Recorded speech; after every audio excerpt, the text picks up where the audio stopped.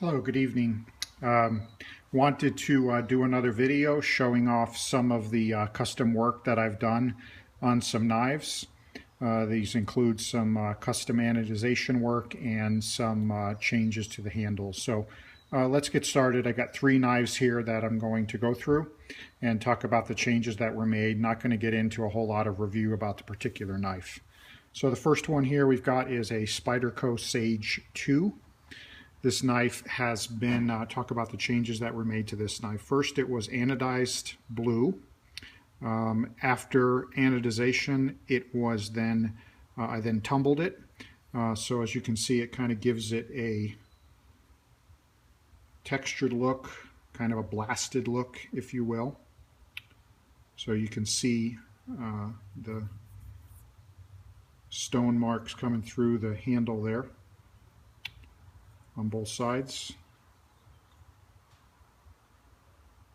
So it's an aggressive tumble. This one's in the tumbler for quite a while.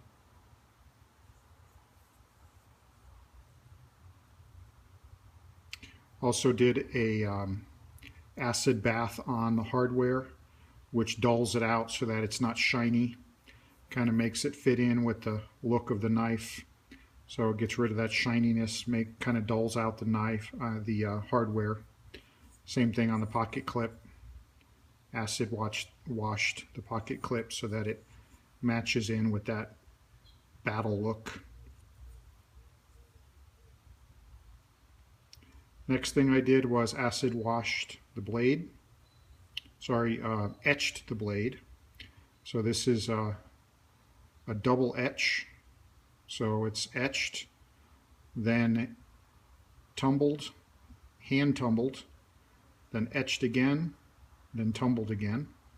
So it gives it a very aggressive stone finish, very aggressive. The scratches come right through the etching, so it looks really nice. I then sharpened it and polished the edge to a mirror finish. So it's really sharp. So that's a Spyderco. Kind of gives it a Spyderco Sage 2, gives it a weathered look, battle look. Knife that's been through a lot, when in fact it was brand new when I started. You'll notice I also did an acid wash on the standoff so that they have that grayed out, beaten up look. Same thing on the pivot stop there. So that's the Sage 2 in a blue, stone washed, etched blade, stone wash blade, Sage 2. Next knife I have here, this is a Chavez Rendition 228. This is the mid-tech version. So this knife had, when I bought this, or I got this knife, this had already had some work done to it. So I'm not going to, obviously not going to take credit for all the work. I'll talk about what I did and what I didn't do. So this post-process notch here, I didn't put that in. That was already there. The previous gentleman who worked on this knife had done some softening on the edges here to remove the ridge. I took that a little bit further and softened up the edges even more. But what you have here is you have a two-tone anodization. So what I did was first I anodized this blue, and then after the blue I then tumbled the scales. And then after tumbling the scales, I then buffed out all the way around on the edges on my buffing wheel. It's a Scotch-Brite wheel. Took that down to bare titanium on the edges.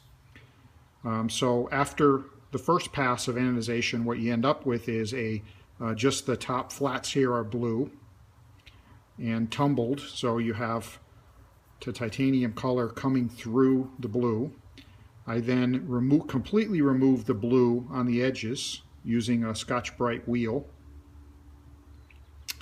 and then anodized it bronze, then tumbled it again. So what you have here is it kind of, I call this the blue jean finish. So it looks really sharp. It's kind of the color. The blue has a light blue mixed in with bronze. And I think it kind of looks like a pair of blue jeans. It looks really nice. Another thing I did was acid washed the hardware so that it dulls it out so it's not shiny. Left the pocket clip a dark gray. I thought that kind of looked nice and gave it a little bit of contrast. I didn't do any changes there. You'll notice that the blue doesn't quite get into, when I didn't do anything to keep the lock face from from offsetting during the tumble stage. So it leaves a little bit of blue, lighter blue outline right here where it matches, and I think it kind of looks nice. And then same thing inside of the pocket here, the relief pocket for the lock. It has a little bit of extra blue in there and gives it a little bit of interesting color, adds a little flare of color there as well.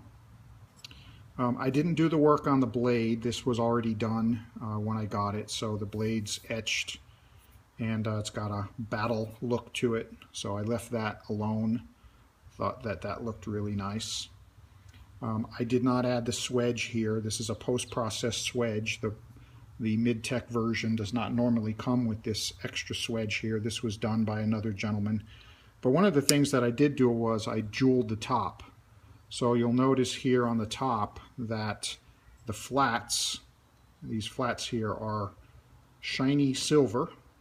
So they're high polish on the flats and then a high polish on the top ridge right here. So looking at it down from the top there, you can see it gives it a little bit of extra flair.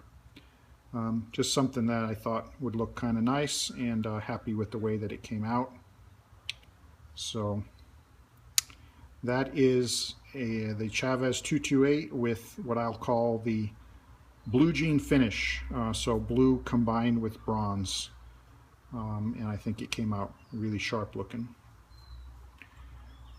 Next up we have a Rob Carter F16.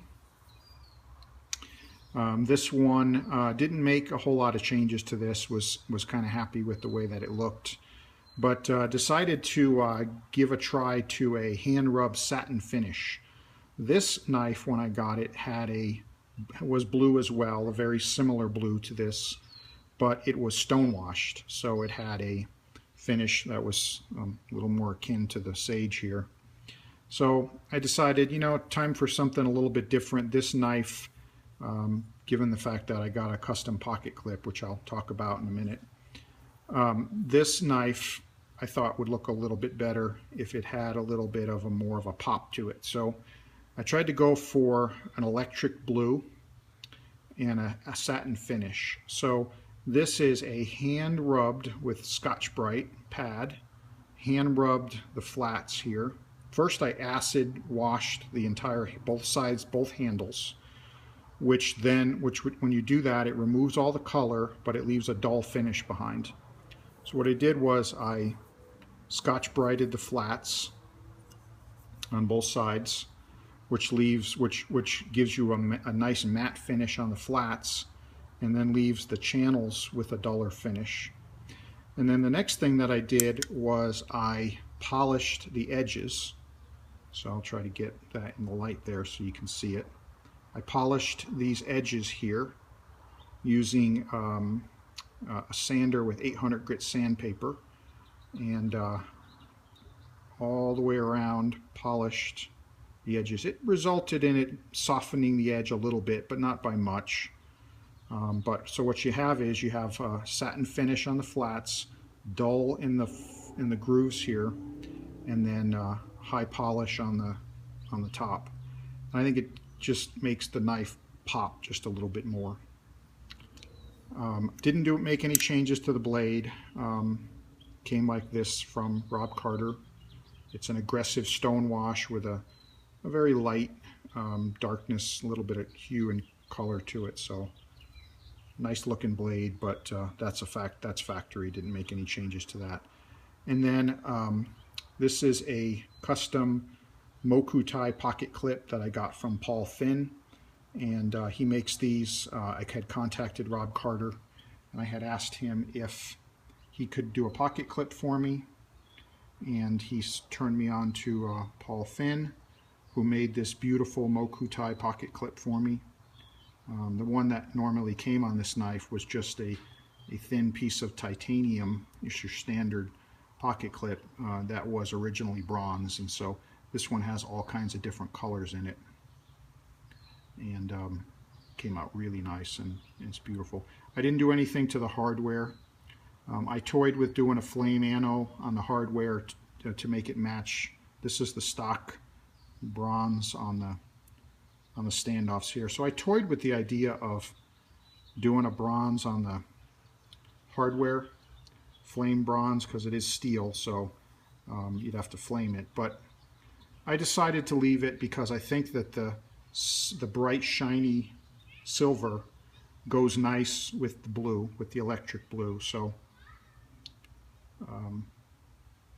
that is the Rob Carter F16 with just some mild changes to it. But definitely think that came out really nice. So I just wanted to show off 3 other knives that I worked on in the past couple of weeks. These are all mine. These aren't really for sale. These top 2 are definitely not for sale. If anyone's interested in the Sage 2, go ahead and shoot me a message. That one, I bought this one specifically to modify and to test out some theories, some ideas that I had on you know, getting the look that I ended up achieving here. So you know, I really like it. It's a nice knife, but I'm not married to it. So if anyone's interested in buying this one, you can certainly shoot me a message, and you know, we can talk about what the price would be. All right, that's it. Thank you. If anyone's interested in getting any work done to their knives, shoot me a message, and I'll get back to you. Thanks.